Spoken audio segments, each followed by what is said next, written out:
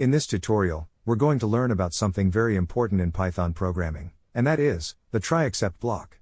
Now, let's get started. A try-except block in Python is used to catch and handle exceptions. Python executes code following the try statement as a normal part of the program. The code that follows the except statement is the program's response to any exceptions in the preceding try clause.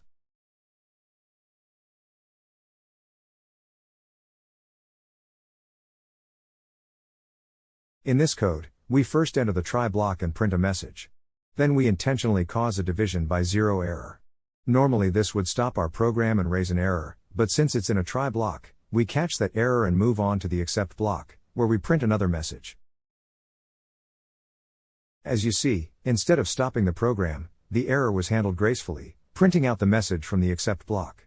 This is why we use try-except blocks. It's to handle errors that could potentially stop our program and handle them in a way we see fit.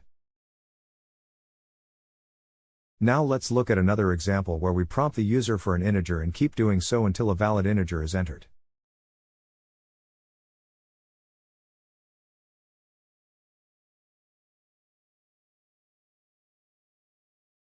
In the above code, we keep asking the user to input a number until a valid integer is entered. If the input is not a valid integer, a value error is raised, and our except block handles this by printing a message and then repeating the loop. As you can see, when we entered a string instead of a number, the value error was raised and handled, prompting us to try again. Once we entered a valid number, the program accepted it and broke out of the loop. And that's it for this tutorial. I hope you now feel comfortable with the concept of try-except blocks in Python. Remember, they're a great tool to handle errors and exceptions in your code. Keep practicing and happy coding.